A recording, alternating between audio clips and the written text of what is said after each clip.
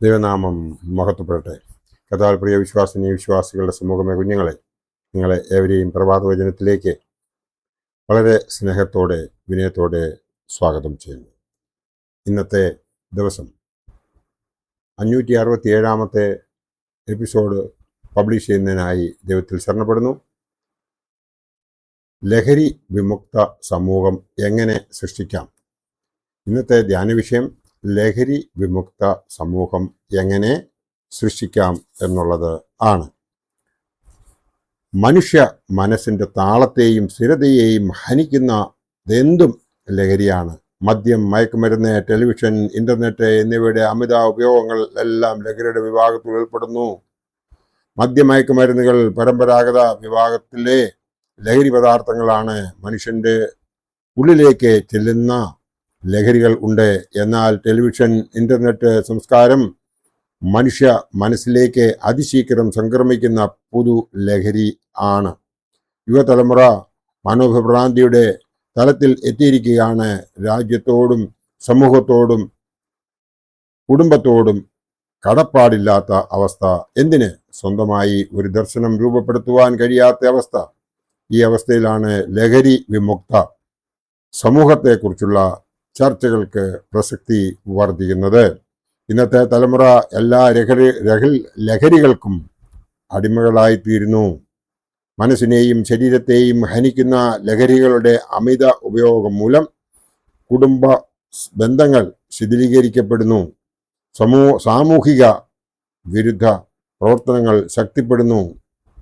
ആത്മഹത്യകൾ വർദ്ധിക്കുന്നു. Cancer, liver cirrhosis, മാനസിക രോഗങ്ങൾ എന്നിവയിൽ യുവ തലമുറ സമൂഹം തകർന്നടിയുന്നു. കുടുംബ സാമൂഹിക ബന്ധങ്ങളെ ഛിദ്രമാക്കുന്ന ലഹരിയുടെ അമിത ഉപയോഗത്തിൽ നിന്നും പൊതു തലമുറകളെ രക്ഷിക്കുവാനുള്ള ധാർമ്മികമായ ഉത്തരവാദിത്വം നമുക്കില്ലേ? ക്രൈസ്തവ സമൂഹത്തിന് ഇത്തരം മഹാവിപത്തുകളെ പ്രതിരോധിക്കുവാനുള്ള കടപ്പാടില്ലേ? ലഹരി വിമുക്ത സമൂഹത്തെക്കുറിച്ചുള്ള ഒരു നല്ല സങ്കല്പം വികസിപ്പിക്കേണ്ടത് ഉത്തമ ക്രിസ്ത്യാനികളുടെ ധർമ്മമാണ്, കടമയാണ്. വളർന്നു വരുന്ന തലമുറയുടെ ആരോഗ്യകരമായ ജീവിതത്തിന് ഏറ്റവും വലിയ ഭീഷണിയാണ് ലഹരി വസ്തുക്കൾ. ലഹരി പദാർത്ഥങ്ങൾക്ക് അടിമകളായി ജീവിതം നശിപ്പിക്കുന്നവരുടെ എണ്ണം വർദ്ധിച്ചു വരികയാണ്. ഇത് മനസ്സിലാക്കിയ ഓർത്തഡോക്സ് സഭയെ നാം നോക്കുമ്പോൾ അത് വളരെ മാതൃകാപരമായ ഒരു ലഹരി മുക്ത സമൂഹത്തെ ഉണ്ടാക്കുന്നതിന് വേണ്ടിയിട്ട് ഒരു പ്രത്യേക സംഘം തന്നെ രൂപീകരിച്ചിട്ടുണ്ട്.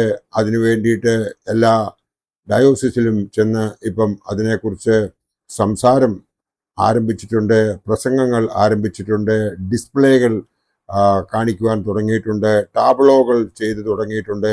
അത് നല്ല ഒരു തുടക്കം തന്നെ, യാതൊരു സംശയവുമില്ല. കേരളത്തിൽ മദ്യവ്യവസായത്തിൽ നിന്ന് പ്രതിവർഷം ലഭിക്കുന്നത് 7,000 കോടി രൂപയാണ്. ഇന്ത്യയിലെ മദ്യവ്യവസായത്തിൽ കേരളം 1-ാം സ്ഥാനത്താണ്. മലയാളികളുടെ മദ്യത്തിൻ്റെ ഉപയോഗവും ജനസംഖ്യയുടെ താരതമ്യവും ചെയ്യുമ്പോൾ 9.5 ലിറ്റർ മദ്യമാണ് ഓരോ മലയാളിയുടെയും പ്രതി ശീർഷ ഉപയോഗം. പ്രസക്തി ദാർശനികനായ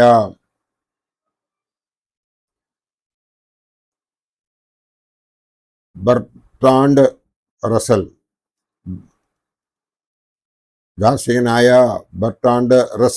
മദ്യപാനം താൽക്കാലിക ആത്മഹത്യയാകുന്നുവെന്ന് പറയുന്നു. നമ്മുടെ രാഷ്ട്രപിതാവ് മഹാത്മാഗാന്ധി പറയുന്നു, 1 മണിക്കൂർ നേരത്തേക്ക് എനിക്ക് ഇന്ത്യയുടെ അധികാരം ലഭിച്ചാൽ രാജ്യത്തെ എല്ലാ മദ്യഷാപ്പുകളും അടച്ചുപൂട്ടും എന്ന് അദ്ദേഹം പറഞ്ഞിരുന്നു. ജ്ഞാനിയായ ശലോമോൻ ലഹരിയുടെ ഉപഭോഗത്താൽ ഉണ്ടാകുന്ന പ്രശ്നങ്ങൾ പ്രതീകാത്മകമായി സദൃശവാക്യങ്ങൾ 23-29 മുതൽ 32 വരെ വിവരിക്കുന്നു. ആർക്ക് കഷ്ടം, ആർക്ക് സങ്കടം, ആർക്ക് കലഹം, ആർക്ക് ആവലാതി, ആർക്ക് അനാവശ്യമായ മുറിവുകൾ, ആർക്ക് കൺചുവപ്പ്. വീഞ്ഞ് കുടിച്ചുകൊണ്ട് നേരം വൈകിക്കുന്നവർക്കും മദ്യം രുചി നോക്കുവാൻ പോകുന്നവർക്കും തന്നെ. വീഞ്ഞ് ചുവന്ന പാത്രത്തിൽ തിളങ്ങുന്നതും രസമായി ഇറക്കുന്നതും നീ നോക്കരുത്, ഒടുക്കം അത് സർപ്പം പോലെ കടിക്കും, അണലി പോലെ കൊത്തും എന്നാണ് ശലോമോൻ പറഞ്ഞിരിക്കുന്നത്. മദ്യം, മയക്കുമരുന്ന്, പുത്തൻ രാസ ഉൽപ്പന്നങ്ങൾ എന്നിവയുടെ ഉപയോഗത്തിനെതിരായി മഹാന്മാർ നിരവധി ഉപദേശങ്ങൾ നൽകിയിട്ടും കേരള സമൂഹം ലഹരി സമൂഹമായി തീരുന്നു. കേരളത്തിലെ ക്രൈസ്തവ സഭകളെല്ലാം തന്നെ ആത്മീയ ഉണർവിലാണ്. വിവിധതരം രോഗശാന്തി ശുശ്രൂഷകളും സൗഖ്യദാന ശുശ്രൂഷകളും കുടുംബ നവീകരണ പ്രാർത്ഥനകളും കൺവെൻഷനുകളും പെരുന്നാളുകളും കൗൺസിലിങ്ങുകളും പ്രബോധനങ്ങളും നടത്തുന്നുണ്ടെങ്കിലും സമൂഹം മദ്യപാനത്തിന് അടിമപ്പെടുന്നു. മദ്യ കേരളം എന്ന ശൈലി തന്നെ വളരുന്നു. ലഹരി പദാർത്ഥങ്ങൾ ഉപയോഗിക്കുന്നതും സൂക്ഷിക്കുന്നതും വിൽക്കുന്നതും പ്രചരിപ്പിക്കുന്നതും ഗവൺമെന്റ് നിയമം മൂലം തടഞ്ഞിട്ടുള്ളതാണ്. 1988 prevention of illicit traffic in narcotic drugs and psychotropic substance act പ്രത്യേകം ശ്രദ്ധേയമാണ്. എത്രയധികം നിയമങ്ങൾ ഉണ്ടെങ്കിലും മദ്യവും ലഹരിയുടെ ഉപയോഗവും വർദ്ധിക്കുന്നു. സമൂഹവും വളരുന്ന തലമുറയും ഈ മഹാവിപത്തിൽപ്പെട്ട് പോകുന്നു. ഇതിൽ പുരുഷന്മാരുടെ ഒപ്പം സ്ത്രീകൾ മുന്നേറുന്നു എന്ന് പഠനങ്ങൾ തെളിയിക്കുന്നു. യുവജനങ്ങളുടെ ലഹരി ആസക്തി ക്രമാതീതം വർദ്ധിച്ചു വരികയാണ്. ഇത്തരം സാഹചര്യങ്ങളിൽ ലഹരി വിമുക്ത സമൂഹം എങ്ങനെ നടപ്പാക്കാമെന്ന് ചിന്തിക്കേണ്ടതുണ്ട്.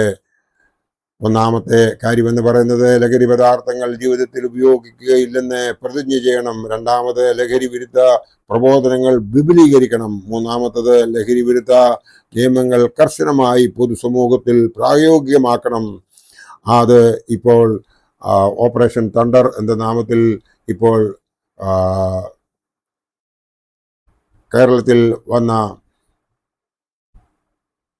ആഭ്യന്തര വകുപ്പ് അതിൻ്റെ ഓപ്പറേഷൻ സ്റ്റാർട്ട് ചെയ്തിട്ടുണ്ട്.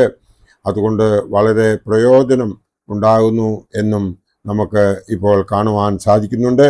നാലാമത്തത് ലഹരിക്ക് അടിമകളായവരെ ഫലപ്രദവും സമഗ്രവുമായി ചികിത്സിക്കുവാനുള്ള സംവിധാനം നമ്മൾ ഉണ്ടാക്കണം. അഞ്ചാമത്തത് ലഹരി വിമോചന കേന്ദ്രങ്ങൾ എല്ലായിടത്തും ഫലപ്രദമായി ആവിഷ്കരിക്കണം. അങ്ങനെ ചെയ്യുമ്പോൾ ലഹരി വിമുക്ത സമൂഹത്തിനായി കൂട്ടായ ശ്രമങ്ങൾ ഉണ്ടാകും. എല്ലാവിധ ലഹരികളും മനസ്സിനെയും ശരീരത്തെയും ബലഹീനമാക്കുന്നുവെന്ന് ഇത് ഉപയോഗിക്കുന്നവർ മനസ്സിലാക്കേണ്ടതുണ്ട്. നമ്മുടെ സമൂഹത്തെ ലഹരി രഹിത സമൂഹമാക്കി തീർക്കുവാൻ വേണ്ടിയിട്ട് നാം ഓരോരുത്തരും മുമ്പോട്ട് കടന്നു വരേണ്ടതുണ്ട്. ലഹരിക്ക് എതിരെ പോരാടുവാനും ബോധന പ്രവർത്തനങ്ങളിൽ വ്യാപരിക്കുവാനും നമുക്കേവർക്കും കഴിയണം. ഈ ഉത്തരവാദിത്വത്തിൽ അണിചേർന്ന് ലഹരി വിമുക്ത സമൂഹം സൃഷ്ടിക്കുവാൻ പ്രതിജ്ഞ നമുക്ക് ഏവർക്കും ചേർന്ന് ചെയ്യാം. അതിനായി നാം ചിന്തിക്കേണ്ട ഒരു കാര്യം കൂടിയുണ്ട്. അതായത് മറ്റുള്ളവരുടെ മനോവ്യസനങ്ങൾ നമ്മുടെ മനോവ്യസനമാണെന്ന് മനസ്സിലാക്കി ദൈവത്തിൽ നമ്മെ തന്നെ സമർപ്പിച്ചുകൊണ്ട് നാം ഓരോരുത്തരും ആ ലഹരി വിമുക്ത സമൂഹം ഉണ്ടാക്കിയെടുക്കുവാനായിട്ട് ഒരു ഉറച്ച തീരുമാനം എടുക്കുന്നുവെങ്കിൽ, നമ്മെ ഓരോരുത്തരെയും ദൈവത്തിൽ സമർപ്പിക്കുന്നുവെങ്കിൽ അത് സാധിക്കാതെ വരികയില്ല എന്ന് മാത്രം ഈ അവസരത്തിൽ ഓർപ്പിച്ചുകൊണ്ട് എൻ്റെ വാക്കുകൾ ഇവിടെ ഉപസംഹരിക്കട്ടെ. ദൈവം നമ്മളെ എല്ലാവരെയും അനുഗ്രഹിക്കട്ടെ. നന്ദി, നമസ്കാരം.